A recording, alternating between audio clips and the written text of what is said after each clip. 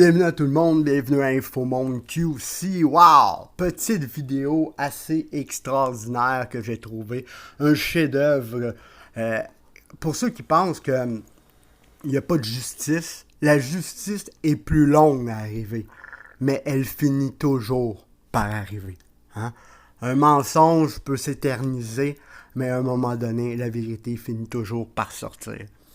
Et là, on a Dr Perron qui passait justement en cours avec le Collège des médecins qui a été blanchi de certaines accusations qui étaient pas mal farfelues. Parce que si on se rappelle, Dr Perron a tout un curriculum vitae. Hein? Il a été à l'OMS.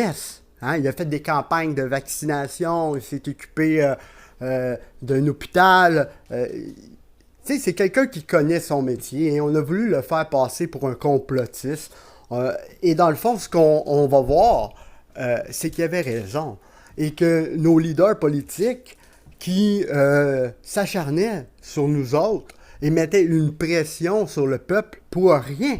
Hein? Quand on parle de la pression qu'il y a eu chez les non-vaccinés, et on peut se demander sur quelles données hein, nos leaders politiques se fiaient pour nous dire tout ça.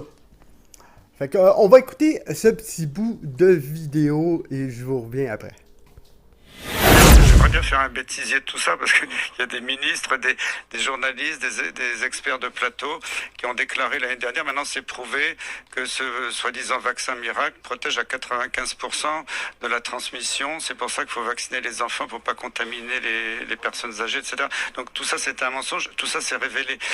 J'ai vu l'autre jour dans les documents révélés, oui, le laboratoire avait dit on a des données pour montrer qu'on peut vacciner les femmes enceintes. Je crois qu'ils avaient, je sais plus le chiffre exact, mais c'est de l'ordre de 28, c'est moins de 30 femmes enceintes dans l'étude. Ouais.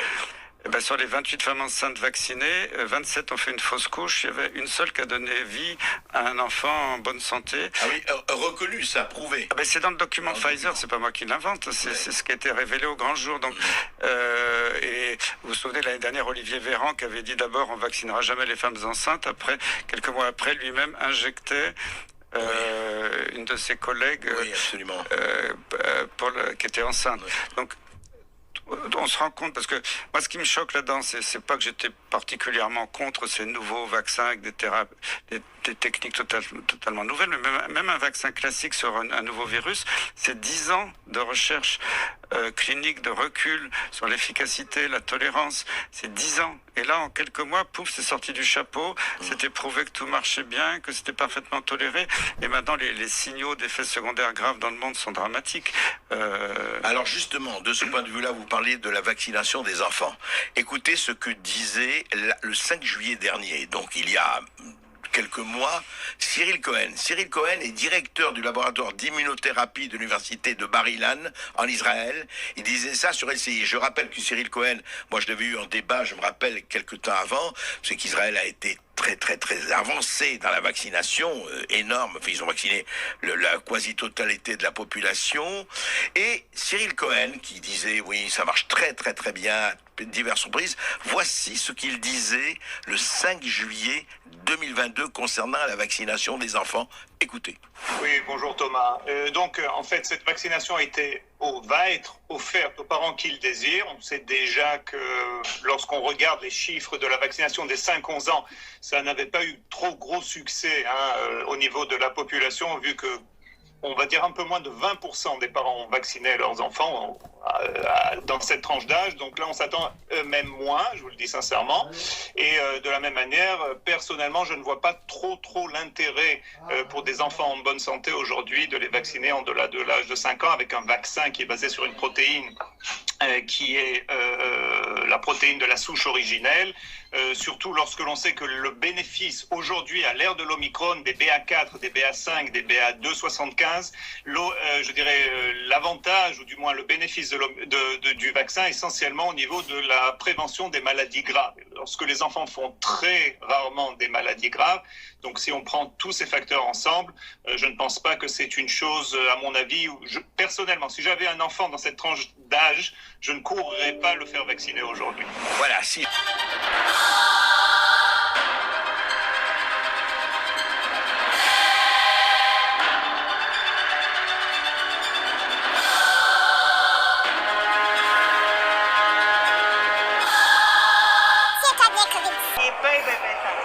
On y va. 1, 2, terminé. Mal, c'est sûr, ça pince, mais ça va. Alors, félicitations.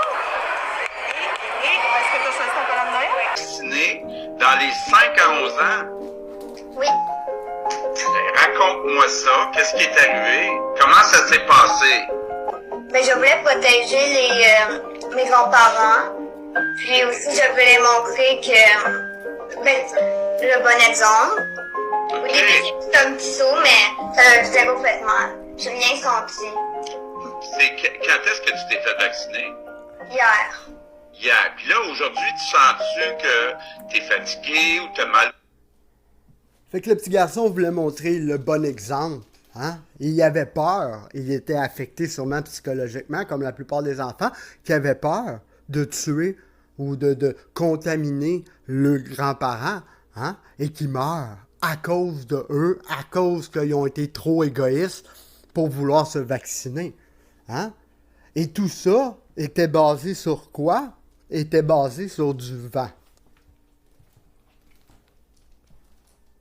J'avais un enfant dans cette tranche d'âge, je ne courrais pas le faire vacciner. Je rappelle que la CDC, le Center of Disease Control, l'autorité de santé américaine et l'autorité européenne de santé ont en revanche accepté et donné le feu vert à la vaccination des 6 mois à 4 ans. Christian Perron. C'est très choquant. Alors quand on parle de tous ces nouveaux variants, BA machin, BA truc, parce qu'il en sort toutes les semaines, ils ont beaucoup moins tué que les B52. Je rappelle que même les seuls cas exceptionnels de décès de Covid, c'était lors de la première vague où le virus sortait du laboratoire, était encore un peu... Décès d'enfants, vous parlez d'enfants. Le virus était encore un peu virulent. Après, tous les variants étaient de moins en moins méchants, de moins en moins virulents. Je me souviens, après quelques mois de la première vague, il y avait eu, je crois, de l'ordre de 5 enfants qui étaient décédés avec des facteurs de risque génétiques très particuliers. Et depuis, il y a quasiment eu 0 mort d'enfants. Donc les enfants ne meurent pas. Il faut rassurer les parents parce qu'on leur fait croire que leurs enfants sont à risque d'une maladie qui ne les touche pratiquement pas. Quelques enfants font un petit peu de rhume, un peu de bronchite, et puis ça passe. Et l'immense majorité s'immunise naturellement sans faire la maladie. Et ce ne sont absolument pas les enfants qui transmettent. Donc quand on a culpabilisé les enfants, y compris qu'on essaie de leur laver le cerveau dans les écoles en disant si vous ne vaccinez pas, vous allez tuer votre grand-mère, ça c'est absolument...